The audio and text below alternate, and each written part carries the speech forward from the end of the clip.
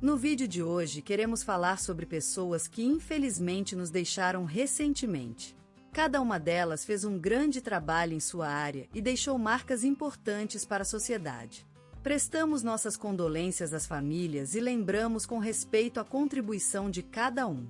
Agora, vamos começar o nosso vídeo.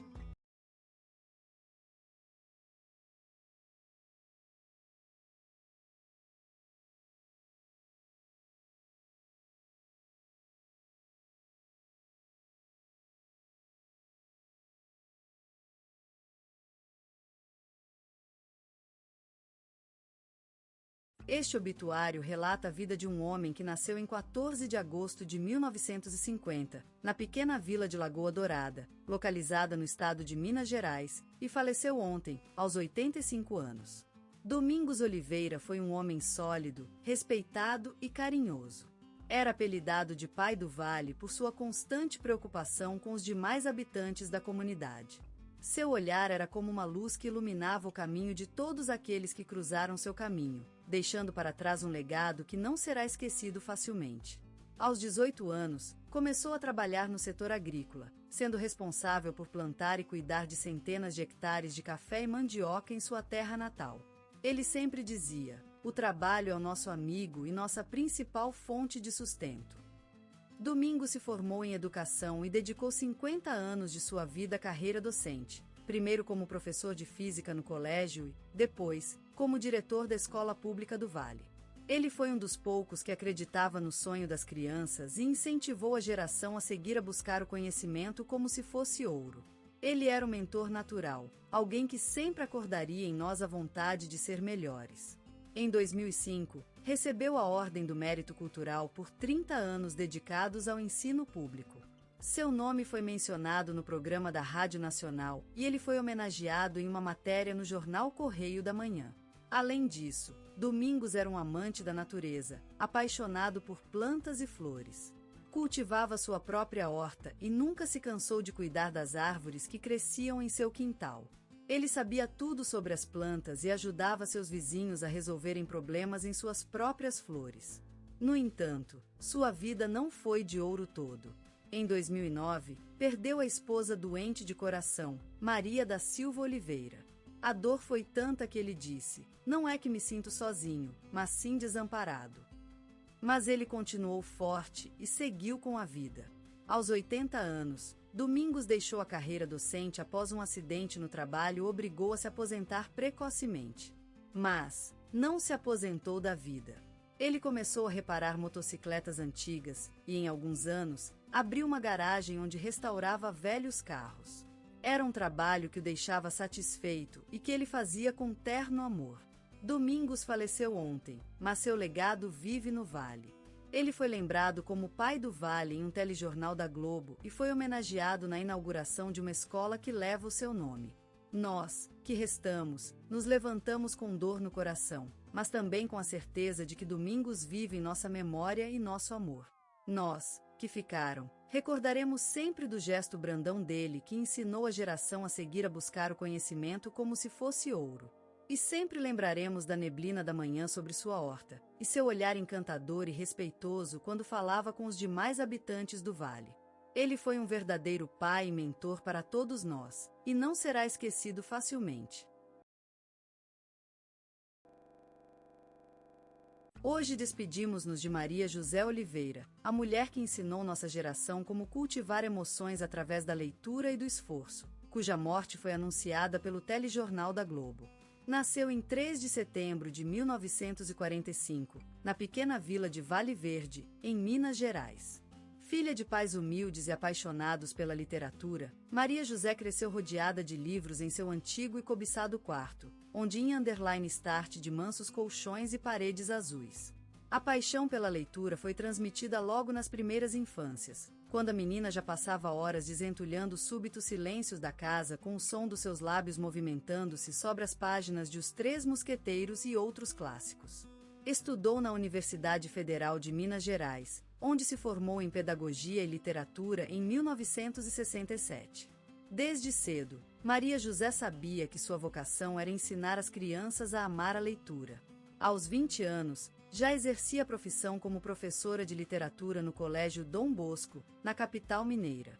Em 1973, casou-se com o engenheiro Joaquim da Silva, com quem teve 3 filhos, Isabel, Carlos e José.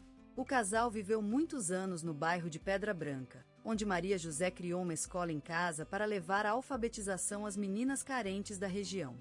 Em 1990, Maria José foi homenageada com o prêmio Professora Emérita por 20 anos de dedicação ao ensino e às crianças.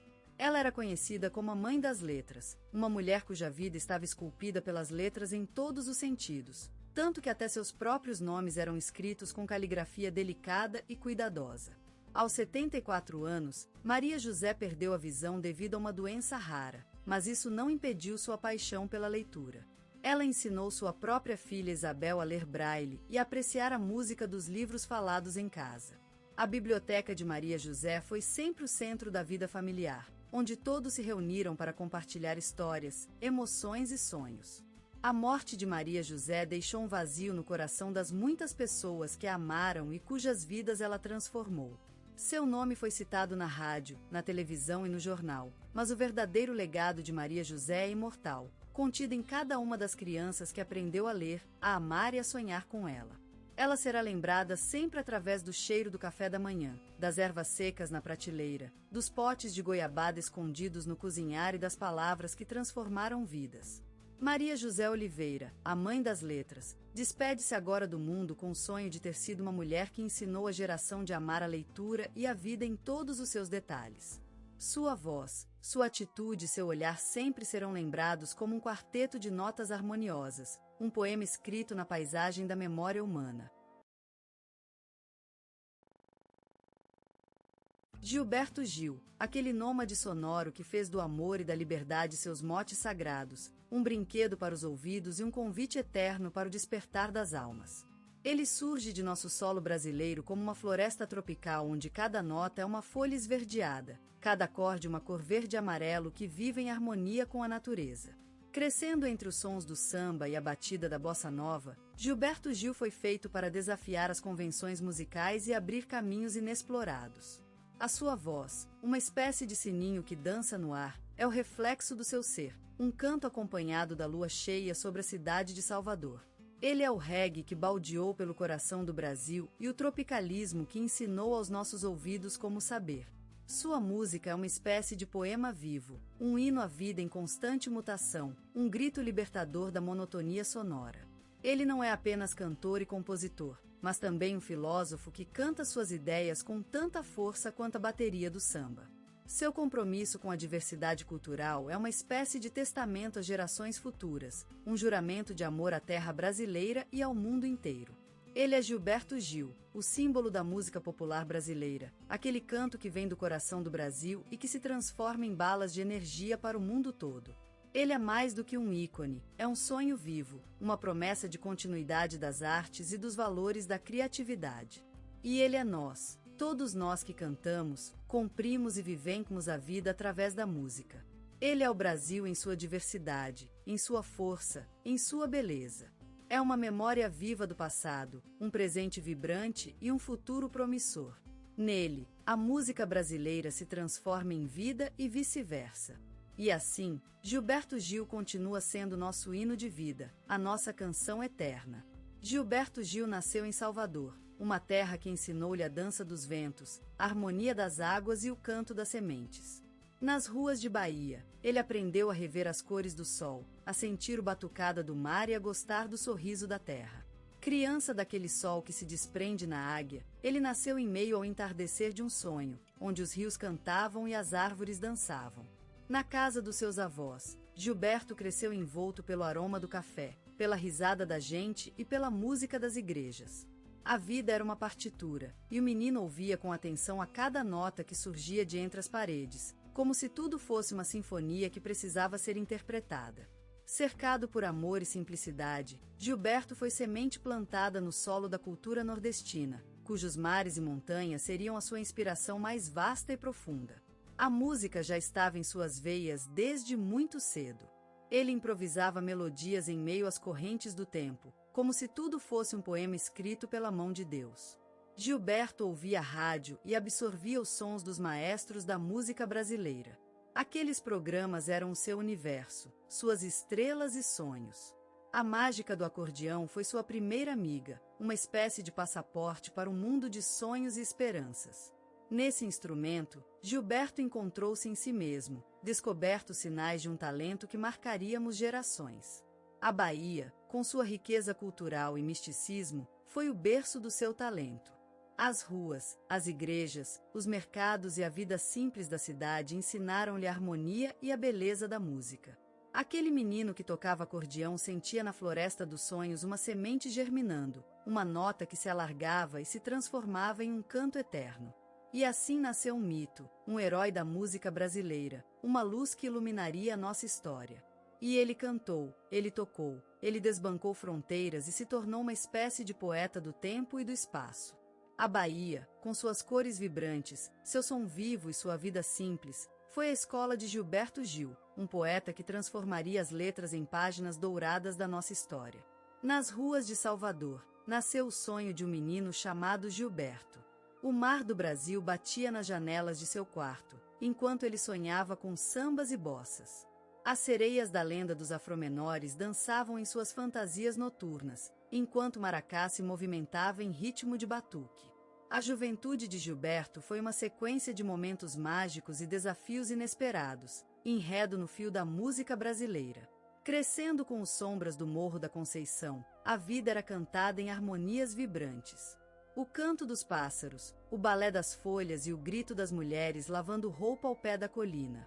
A música fluía nos veios de Gilberto, como água na boca da fonte do Itapuã. Os estudos musicais foram um desafio, mas uma alegria também. Cada nota tocada era uma luz no caminho do sonho.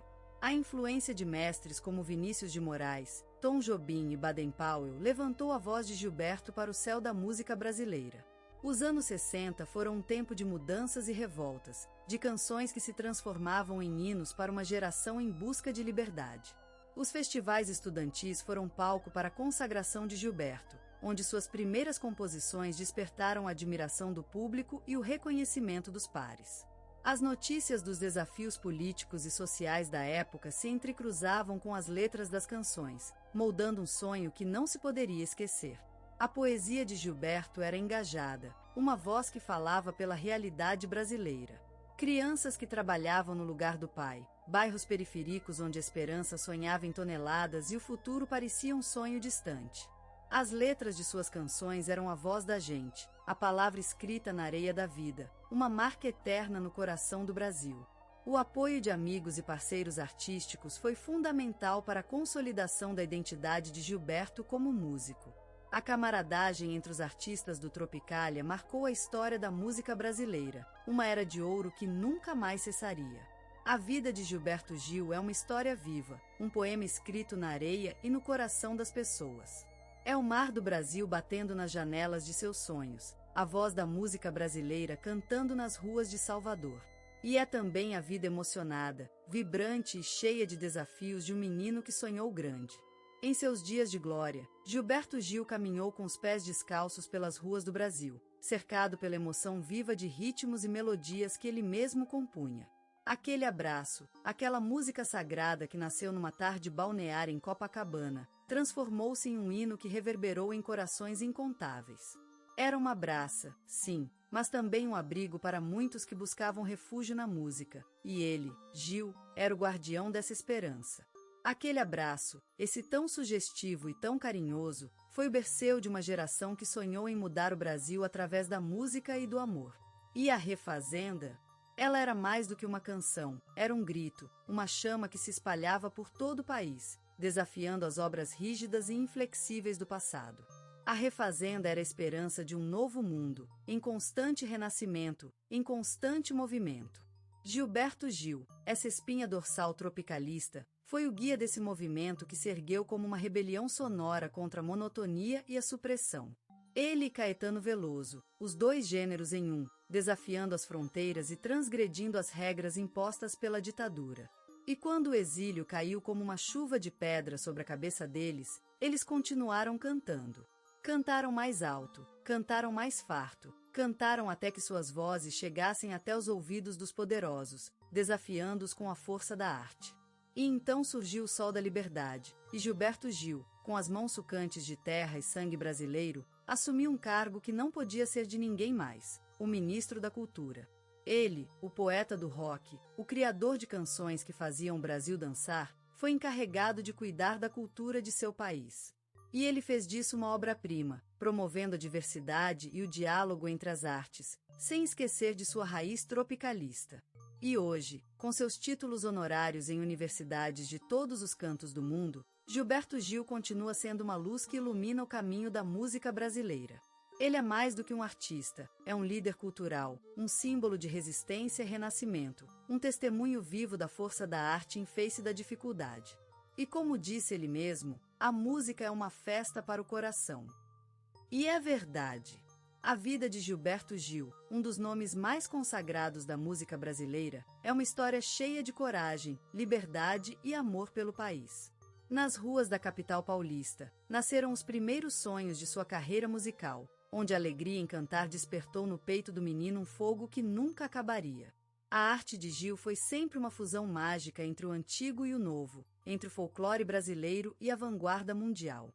Ele abriu caminhos para a música brasileira dialogar com o mundo, sem perder a essência de suas raízes. Seu legado é uma mensagem de união e diversidade, uma balada que canta a harmonia entre as culturas e as gerações. A vida de Gilberto Gil ensina a importância da coragem, da audácia em buscar novos caminhos, sem se preocupar com as críticas ou os medos. Ele foi um verdadeiro ousado, sempre procurando fronteiras para transgredi-las e abrir caminhos inexplorados.